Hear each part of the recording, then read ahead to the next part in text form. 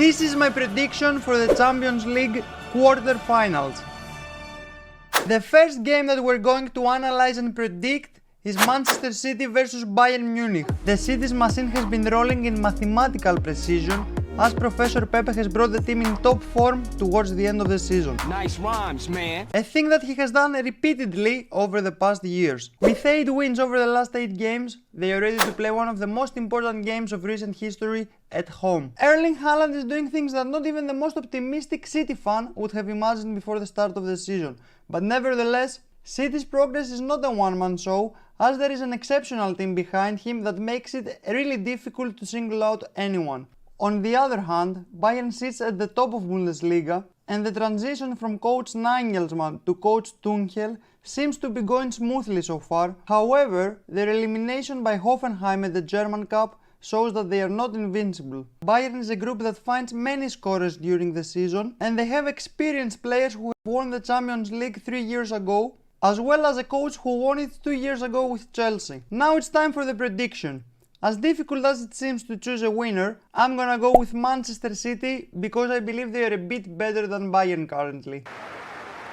The second couple of the quarterfinals is Benfica versus Inter. Benfica is having an outstanding season, being at the top of the Liga No standings, while in the Champions League they finished first in their group, leaving Paris Saint-Germain behind and knocking out Juventus. In the round of 16, they gifted Club Brugge with 7 goals in 2 games, with Gonzalo Ramos unable to stop scoring, along with a 5-star skiller Neres, who can't stop making plays on the field, and Joao Mario, who has been a catalyst in the team's performance this season. They are looking to make it to the semi-finals of the Champions League. On the other hand, Inter doesn't seem as convincing. They advanced to the quarterfinals thanks to Lukaku's goal and playing the classic Catenaccio style. They are currently in 5th place in Serie A without a win in their past 5 games.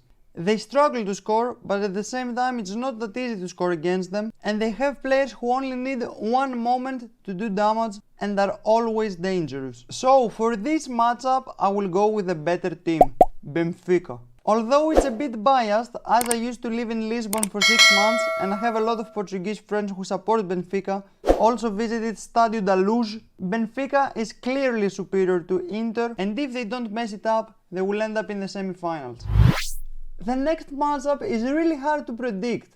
Napoli versus Milan. Napoli is having its best season in decades, currently at the top of the Italian league and finishing above Liverpool in the group stage thanks to their exceptional attacking performance. Many believe they will win the Champions League. With Victor Osimhen, who is really underrated in my opinion, having 25 goals and 5 assists in 29 appearances, and Kvaradona being a diamond transfer and offering moments of football magic. Johnny's cousin Luciano Spalletti plays exceptional attacking football with a fully stocked roster that I could talk about for hours, including players such as Raspadori, Anguissa, Zielinski, Simeone, Kim Min-jae, Di Lorenzo, and many more. However, their opponent in the quarterfinals is a team that just a few days ago defeated them 4-0 at home. Last season's MVP, Rafael Leao, baby!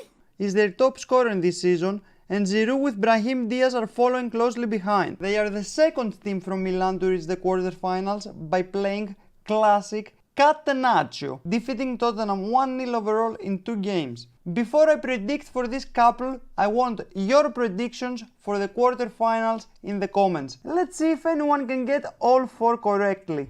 Although AC Milan goes into the first game with a psychological advantage, I find it really hard for Napoli not to go through to the semi-finals of Champions League this season and compete for the first Champions League title in their history.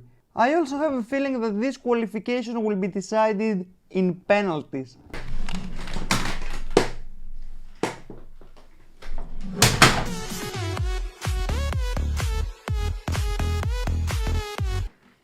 And last but not least, Real Madrid versus Chelsea. As it seems, Real will lose the title battle against their eternal rivals Barcelona. However, they managed to turn the tide in the first round of the Copa del Rey, defeating Barca with an impressive 4-0 at Camp Nou, with Karim the Cream scoring a hat-trick. The last time that a Real player scored a hat-trick in the Camp Nou was 60 years ago, and that player was Ferenc Puskas.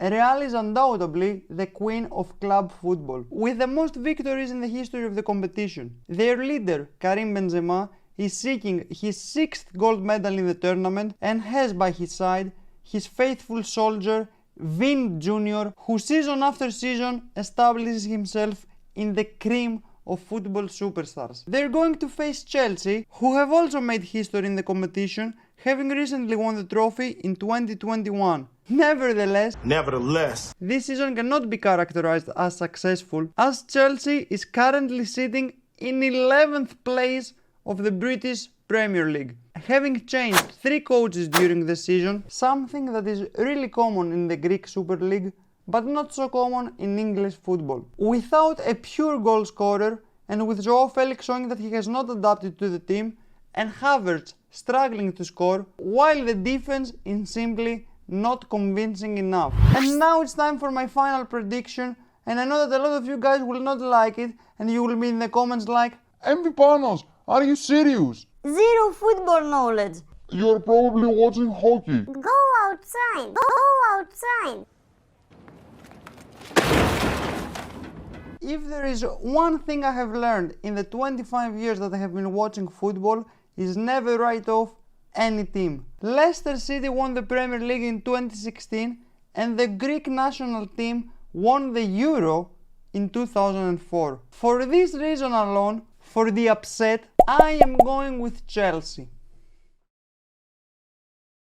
This is their last chance to save the season after having spent a humongous amount of millions in players that are simply not performing well enough. Also, the fact that they are a big outsider makes it, in my opinion, a factor that favors them. For those of you that you are still watching, let me tell you that I'm a graduate economist and I did my statistical research. My conclusion is this: it is for sure that the static probability of Real Madrid reaching the semi-finals over the years is decreasing. What did he say? I don't know. Thank you for watching MVPs. Don't forget to like the video and let's see how many I will get correctly and how many you will get correctly. Peace!